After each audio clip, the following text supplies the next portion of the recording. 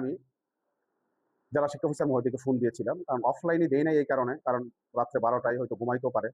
কিন্তু অনলাইনে যদি ফোন করি, যদি অনলাইনে থাকেন ধরবেন, না হলে ধরবেন না। তো উনি অনলাইনে অন ছিল, বাট উনি ঘুমিয়েছিলেন, আমার ফোনটা রিসিভ করেন নাই। আমি পরে আমার পরিচয় দিয়ে একটা SMS করে রাখলাম ওনাকে। সকালে উনি আমাকে বললেন, সকালে উনি আমাকে একটা আমার SMS এর উত্তর দিলেন যে 10টা থেকে 1টা পর্যন্ত LGRD মন্ত্রী মহোদয়ের সাথে বিএনপির মহাসচিব মির্জা ফখরুল ইসলাম আলমগীর স্যারের সাথে ওনাদের একটা মিটিং আছে। মিটিং এর পরে 1টার পরে উনি কথা বলবেন। যাই হোক, এরপরের কথাগুলো পরে বলছি। এর আগে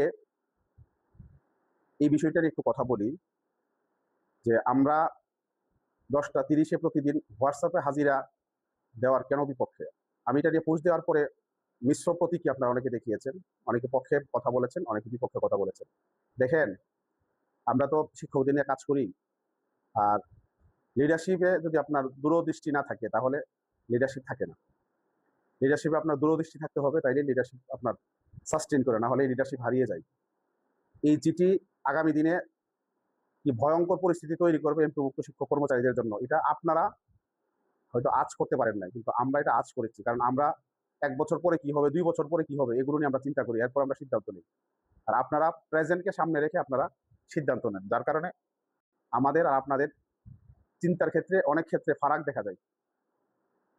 আপনি একটু চিন্তা করেন যে প্রতিদিন প্রতিষ্ঠান প্রধান হাজিরা খাতার ছবি উঠাবে, উঠিয়ে ছবি পাঠাবে, আবার বিভিন্ন তথ্য, আজকে কয়জন সিএলএ আছেন, কয়জন অনুমোদিত ছুটি, কয়জন অননুমোদিত ছুটি, বিভিন্ন রকমের তথ্য জুড়ে দিবে।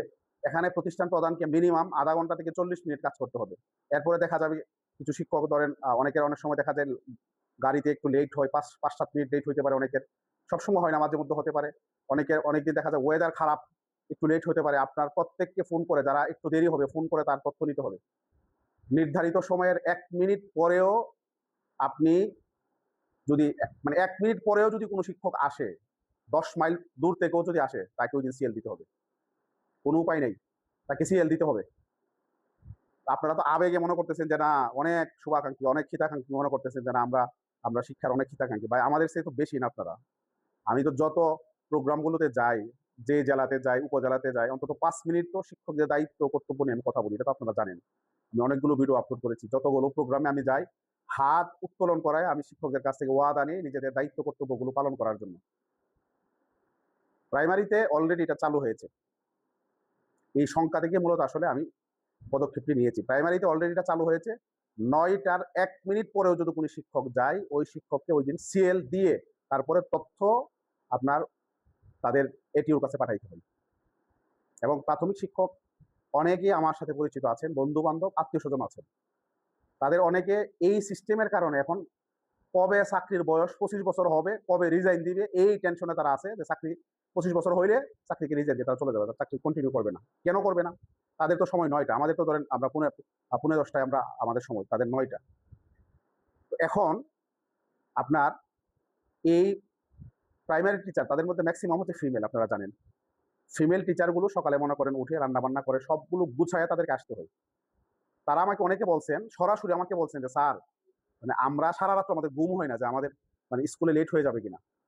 এমন ভদ্রমহিলার সাথে আমার কথা হয়েছে, ফিমেল টিচার, তারা বলছেন যে আমরা কোনোদিন আমাদের জিন্দেগিতে সিএনজিতে ড্রাইভারের সাথে আমরা কোনোদিন বসি নাই, আমরা।